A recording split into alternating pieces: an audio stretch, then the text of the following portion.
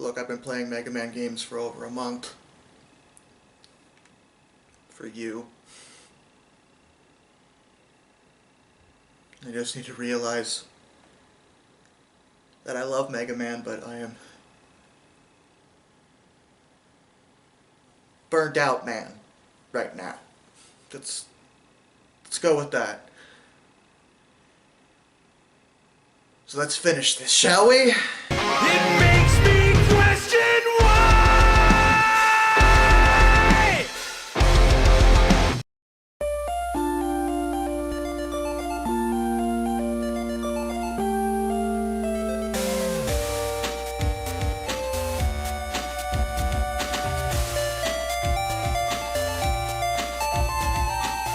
So like I said in the last part, Battle Network, and Star Force actually, are unique in the Mega Man series in general, and the fact that they inhabit their own reimagined universe when compared to the rest of the games I've already talked about. All the previous games are separated by hundreds of years, generally, but they are in the same continuity spectrum. Battle Network was a reimagining and retooling of the overall Mega Man, well, everything really. It has a lot of references and names straight up taken from mostly the classic series as well as some of the X series, but in terms of really everything about it, it's almost entirely different in its execution. And I don't just mean from a gameplay perspective. Designs, outlook, just everything is designed to still be Mega Man, but reimagined for a younger audience, the new generation of gamers in the early 2000s, back when Pokemon and Digimon were like the big things for years, and to a certain extent still are. The team over at Capcom took a look at that and said, how can we do that, but with Mega Man? One of the key differences, I would say, is that they took one look at Mega Man, who is a robot, or a Reploid, depending on which version of Mega Man we're talking about, or if you're Legends, we still don't exactly know what Mega Man Trigger is. They took one look at Mega Man and said, what if he wasn't a robot? What if he was not hardware, but software? megaman.exe is this version of Mega Man. And this universe is inhabited by what are called net navies, which are also the creation of one Dr. Hikari. Yeah, you caught that? Yeah, it's a different incarnation of Dr. Light, but it's still sort of inspired, influence, referencing the other Mega Man continuity. The idea was to keep it familiar enough to older fans that they'd be interested, but different enough to attract a new audience to the medium. And I think this is a great concept overall. Just the fact that Mega Man is capable of doing such a drastic thing with Battle Network and going in a completely different direction, I think is a real testament to how good Mega Man is in general. Mega Man doesn't always have to be a side-scroller, or even an action game. The Battle Network games, with the exception of 2 games, is an RPG. Yeah, I know, a role-playing game. The only other game I can think of that had RPG elements at this point was Legends, and even that was a bit of a stretch. Like, yeah, there was shops and there was world exploration, so there were some ideas in Legends, but it wasn't quite like this, where Battle Network, in overall idea, is a role-playing game. In fact, for a good chunk of it, you're not even playing as Mega Man. The main character in the Battle Network games is a kid by the name of Lan Hikari. Again, the idea is to appeal to a younger audience who would latch on to a young kid hero, kind of like the Pokemon games or the Digimon series. Lan is a young operator. Basically, net navies are AIs designed to help humanity, which is still the same idea as the original robot concept. And operators are humans that work directly with their cooperative net navies in order to surf the net, do tasks, or in Lan's case, frequently save the world. He has certain basic issues, and in fact, in some ways, the plot is one of the most, shall we say, basic out of all of them. No, basic's not the word. Like, juvenile? No, that makes it sound bad. Let me put it this way. Oftentimes, the quest seems to be something you would be doing in real life, like running an errand for your parents, for example. I know that sounds really silly, but the idea is to get immersed in the fact that you are playing as a kid who's not all that different from you. Again, the target audience was about Lan's age.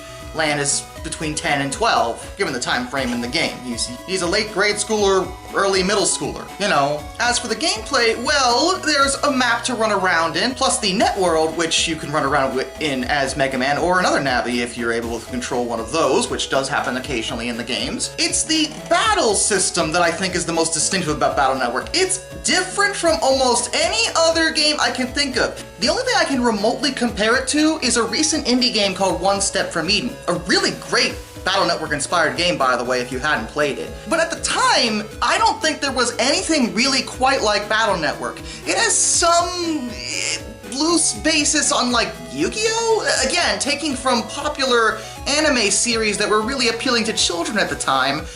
But even that's a stretch, because the only similarity is the card system, or chip system. Effectively, the Navis work by having a deck of chips.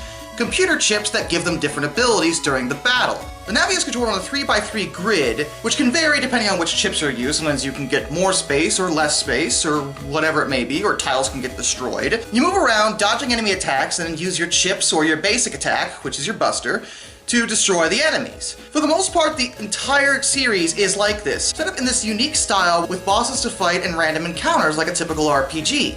And I just think it's so neat that they actually came up with a unique system for the battles. They could have made this very stock and very standard. It could have been just turn-based, you know, typical RPG fare, or even an action RPG. They didn't do that. They made something different. And I think that's commendable on its own, especially since it turned out really well. The games are tremendously fun in this regard, quite enjoyable to pick up and play, even if you're not super invested in the story. It also helped that this battle system was designed for multiplayer, so if you had a friend with another copy of a Battle Network game, you could use a link cable and battle them in that game. Again, a la a Pokemon type situation. It was a really great concept at the time. This was a very popular medium to be in. RPGs were big on the mobile market, just really appealed to old and new fans alike. I have readily admitted in the past that I played Battle Network in high school. Battle Network was the thing that got me back into Mega Man. When I first saw it, I'm ashamed to admit that I kind of put it out of my mind. Mind you, when I first saw Battle Network, I was getting right out of playing megaman.exe, so I was just not in a good frame of mind when it comes to being positive towards Mega Man. So seeing some kind of weird reboot thing just, I guess I just got super negative and bitter about it. But then I met some guys at my high school who were playing it. They assured me it was good, so I'm like, oh sure, I like Mega Man, why not give it a try? Turns out, I loved it. It was a ton of fun. It got me back into the series and enjoying myself with it again. I could put the horrors of X7 in my past and actually enjoy something different, but still Mega Man. So, there's a lot of ground to cover here, but I'm gonna be real with you. A lot of these games are very, very similar, particularly the first three. They have some differences that I'll highlight, but for the most part, you're gonna be doing effectively the same things. It's only until we get 4, 5, and 6 that things get a lot weirder. The first game is, like I said, pretty standard. Everything I just explained to you, yeah, it's about that. The only thing that drives me crazy is the enemies in this game. The overarching big bads are called World 3. No, not spelled World 3, spelled WWW, but pronounced World 3. There's a lot of allegories to the new internet culture here. In many ways, Battle Network actually did kind of predict how ingrained the internet would become in our lives, even to this day. But, I mean, let's be realistic, they got some things wrong. I mean, how ridiculous is the notion that all of us would be carrying around some electronic device with an AI in it that we could talk to and do errands with? I mean, that's just stupid. Hey Siri, can you order Domino's, please? One possibility I see is Domino's Pizza on... You're playing as Lan. He has a bunch of friends, they all have net navis, everyone seems to have a net navi in this universe. You walk around with PETs, or pets I guess you could call them, which are little electronic devices that are made specifically to contain your navi, and you can jack in to almost every electronic device in this world with your PET to send your navi inside of it and mess with the system at the system digital level. It's a little little crazy that it seems like everyone owns a smart house in this universe. I mean, this is, I guess, a perfect future where the net has uplifted absolutely all of society. We really aren't there yet in real life, but I mean, at first you might sneer, maybe back in 2001, at the notion of a stove being connected to the internet, but I promise you, when it comes to smart houses, that is totally a thing. But what really gets me is World 3 here. Their plans, I swear, no matter what game we're talking about, never seem to make any lick of sense. In the first game, the first thing they do is they go around and set everyone's stoves ablaze. Why, you ask? Well, they're looking for a specific piece of data that is in a stove. Why the data is in the stove, I do not know. But that's just for the sake of the argument. Assume that whoever's hiding the data poured it in the stove because, let's be fair, that's the last place anybody would look. Why then, and follow me on this, would you light them on fire? Because that's just going to tell everybody that somebody is up. Why not stealthily sneak into the not-so-viral resistant stove, find the data, and leave? They would never have known to even check that you were there. Setting it ablaze does nothing but give you away. And even for the rest of the game until, I'd say, the very end, most of their plans are kind of like this, where it's like, what are you doing? Wily. Yes, leader of World 3 is Dr. Wily. Wily, what are you doing? Yes, my ultimate plan is coming to fruition now. Go, my minion. Secure the school and play my re-education program all over the place. Keep the school on lockdown. No one will ever be able to stop me now. Sir, I don't know why you're having me do that. I mean, the kids don't really seem like they're very good listeners from their regular, classes. Why would they listen to you spouting terrorist nonsense over the loudspeaker? I don't really see why this is gonna... Did I ask you to question me? No! And when we're done there, we'll head to the city, and we'll use the computer to cause a landslide on the transit system. How would the computer cause a landslide? Did I ask for you to ask me a question? No! And once intercity transportation has been blocked, the world will bow before us! If there's anything to say about the first Battle Network game, I'd say it hasn't aged super great. It can be a bit droll, and I think the random encounter rate is way too high in both the first and the second game. You just run into enemies way too often, and it can get really mind-numbing to go into these battles every single time, and running away is not a standard action. You need a chip for that, which is fine, because it is reliable. It always works as long as you have the chip, whereas later games, whenever you try to run, there's a chance you won't be able to, like a typical RPG. But still, I prefer a lower rate of encounters. You don't really get that much from doing the battles anyway. Like, if you need money, you can grind. I don't need to be constantly fighting over and over and over and over again just to get through the story. The story is pretty decent towards the end, but I would say to take the first game with a bit of a grain of salt. Don't expect Shakespeare here, because it's just not in this one. The second game, I'll be real, is a bit more of the same. They add a couple of new things, form changes for Mega Man, for example, that can change how he fights, but other than that, honestly, it's the same basic gameplay, just with a different story. This time there's a different evil organization called Gospel, and these dudes are actually crazy. The very first thing they do is murder one of their own men with a bomb because he failed. Whoa! Wily never did anything like that in the first game. This is just, what? Okay, so Gospel is not messing around. I gotcha, fair enough. Outside of that, yeah, the game is a little bit better. Graphics are slightly improved, and the plot is actually improved. I also think the rate of battle is a little lower this time. I don't feel like I run into enemies nearly as much, which is nice. Oh, I should probably talk about the music overall in the Battle Network series. It gets a lot better in 5 and 6, I would say, but during the first 4 games, I didn't think the music was anything to write home about, which is weird for a Mega Man series. Usually, the Mega Man series is known for having exceptional music overall, but Battle.net seems a little droll in this regard. Some of the music tracks are like 10-second loops, and it can be really frustrating when you just want the music to be a bit more than it already is. It doesn't ruin the experience, but it is something to note for the early games that you're not going to get the same level of quality out of the musical lists as you would expect from a Mega Man game. I think Battle Network 3 is where things get really, really good. The plot does involve World 3 again. They're still doing really, really dumb things. Wily is just maniacal. He's a cartoon villain. When compared to every other villain who's actually kind of intimidating, Wily's like the one who always seems to have the most harebrained nonsense, just mass chaos ideas. I don't get it. I just don't understand. But okay, man, whatever. This is also the game where the character Bass takes a front and center. Yes, Bass from the classic series is also reimagined in Battle Network, and I love Battle Network Bass. Battle Network Bass is amazing. Full tilt, no holds barred, outrageous, sharp as a razor, edgelord. He was infinite before there was infinite. That's how edgy he is. He rivals me in terms of unspeakable edge factor.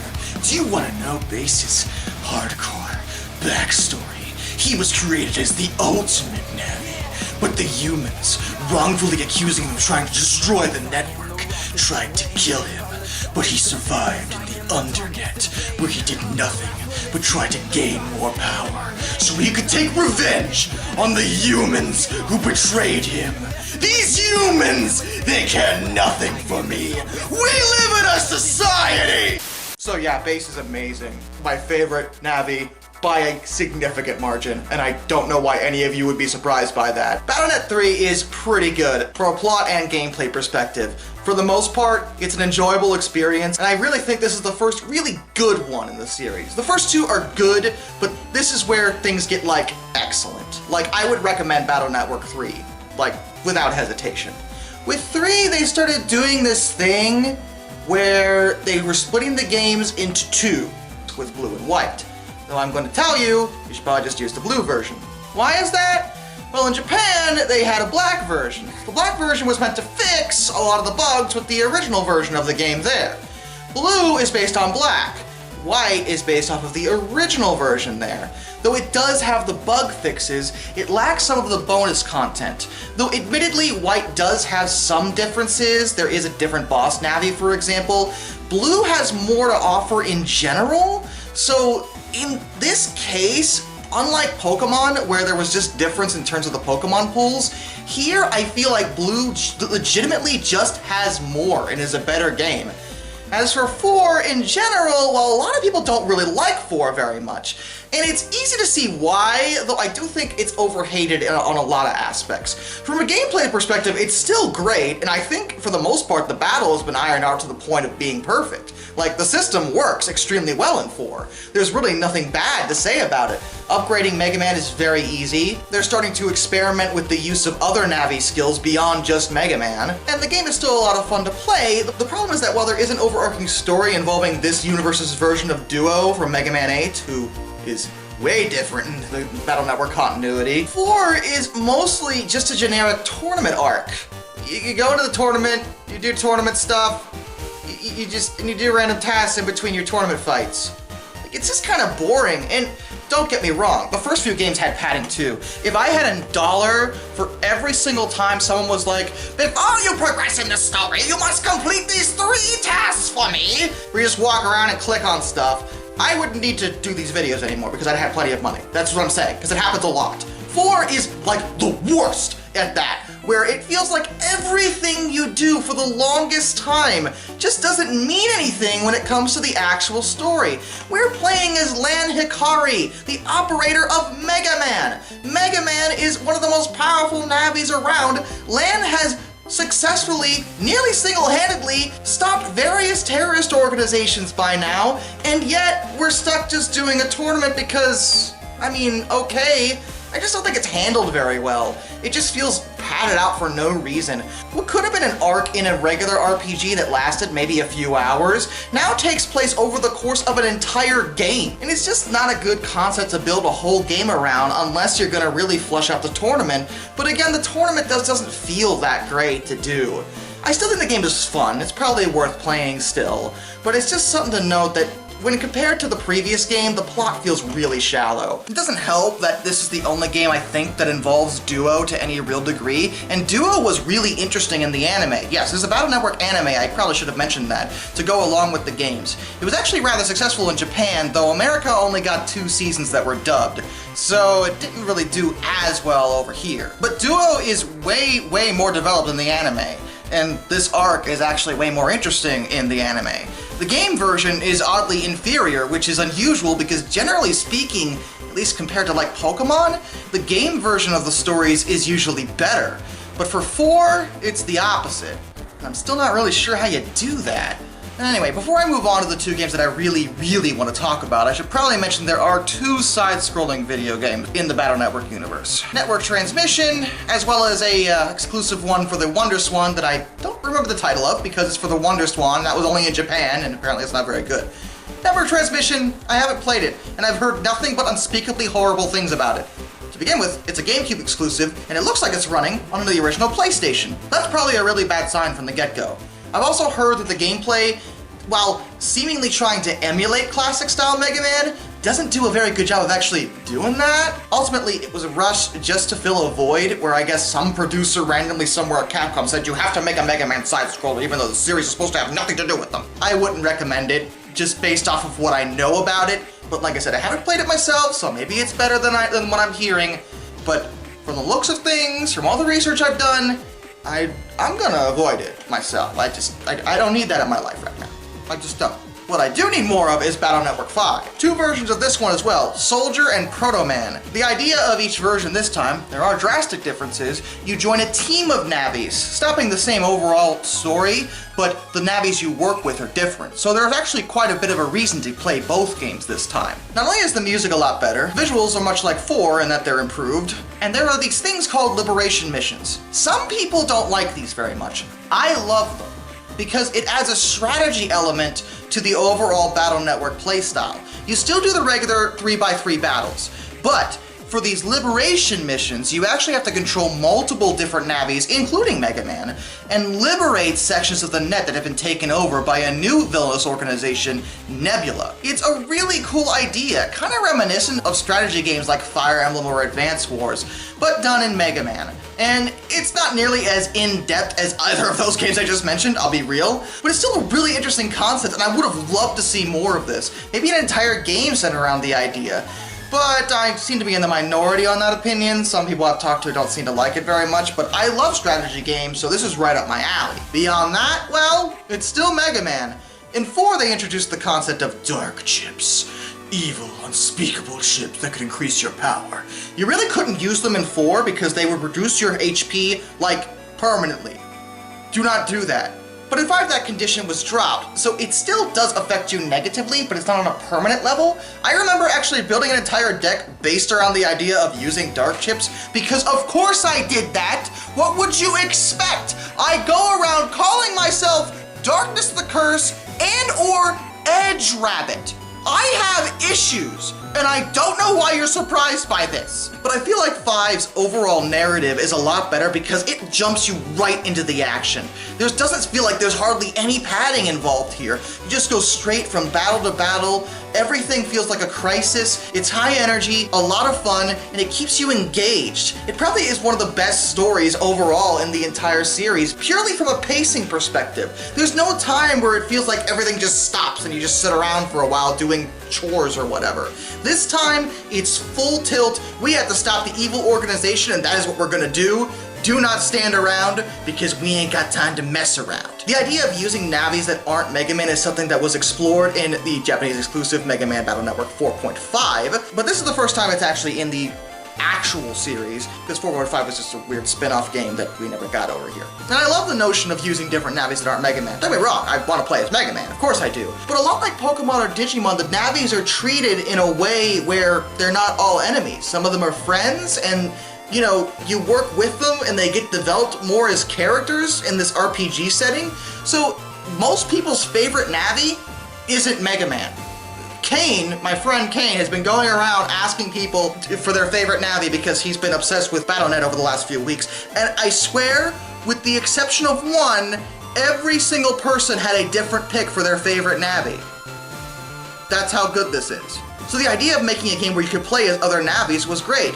Mega Man being able to merge with them as well and use their abilities too is another great feature that's really flushed out in 5. I love 5. Of course, it was my first Battle Network game, so maybe I'm a little biased there, but I still think it's enjoyable. I would recommend it any day of the week if you're a fan of Battle Network and haven't played it. Or if you're a fan of strategy games at all. As for 6, well, 6 is often considered one of the best as well.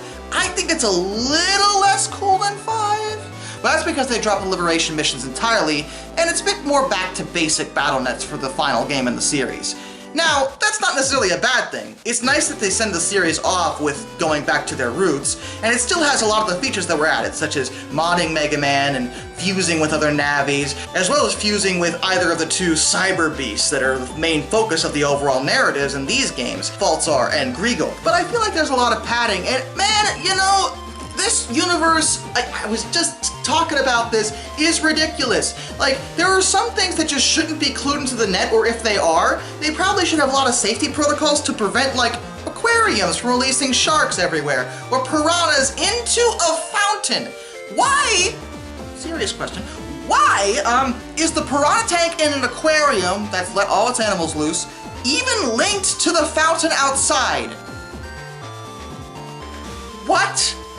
I don't understand. I don't even remotely get that. Also, this is a terrible aquarium. Apparently this aquarium thinks that alligators eat bananas. I'm pretty sure they don't. Not a hunch. Oh, banana. That being said, the game is still a lot of fun. Going through different sections of the net, solving puzzles, fighting, it's a great game and a great send-off to a great series. I think a lot of classic fans in particular haven't taken the time to really appreciate Battle Network, and what I'm going to tell you right now is if you like RPGs, like Mega Man, and are looking for something different, give Battle Network a try. Because these really are a lot of fun games. No matter how juvenile the plots can get sometimes, depending on which game you're playing, it's still fun to play, and it's a really interesting take on the overall Mega Man concept. Turning Mega Man from a robot into software was an interesting idea, especially with the advent of digital media in the early 2000s. This was a big deal, and in a lot of ways, Battle Network predicted a lot of the things society would start doing as things progressed. Much like with regular Mega Man, things haven't progressed quite as quickly as Battle Network thought they would have. But like I said, we all have a phone. A smartphone. Things are getting there. I would like a real-life NetNavi is what I'm trying to say. I would name him Base. He and I would talk about how much people suck. Yeah. I suppose before I conclude, I should probably touch on why I'm not discussing Star Force. While Star Force takes place in the same universe as Battle Network, it's, first of all, 200 years past the points of the events of Battle Network. Second of all, Star Force is unique in the vein that no matter what universe we're talking about, this version of Mega Man has nothing, and I mean no relation, no tie at all to Dr. Light or Dr. Wily. This Mega Man was created by the fusion of a human and an alien? Which, okay, it's probably one of the weirdest ideas ever. In terms of gameplay, it seems like a 3D take on Battle Network, which is cool, so I think it's fine. And I've heard they're actually really good games for the most part, but I have yet to try them. To begin with, Battle Network and Star Force are the only Mega Man games so far, at least in terms of main series that did decently, that have not been put on any kind of collection. The most recent way you can get a hold of the Battle Network games anyway is actually on the Wii U. They're not even on Switch right now. Now whether or not they actually plan to make a Battle Network collection, I can't imagine they wouldn't, because Battle Network was extremely successful. It had an anime, and fun fact, Battle Network 4, despite people's complaints with it, is actually the second best-selling Mega Man game ever. The only game that sold more than it is Mega Man 2. Go figure. So it's been a long road, and that was a lot of content to cover over the last few weeks. But I tell you what, I ain't even mad. I got to re-experience some of my favorite games ever. For the most part, while I've been poking fun here and there, I have enjoyed the feedback I've gotten. You guys seem to really like it, and I'm glad you enjoyed watching it, and I hope if you haven't played some of these games, that you give them a go. Except X7. Just don't play X7. Literally any other game I've talked about. Not that one. Any other one. Any other one! Please, Till next time, this is Darkness, and I bid you all a fond farewell.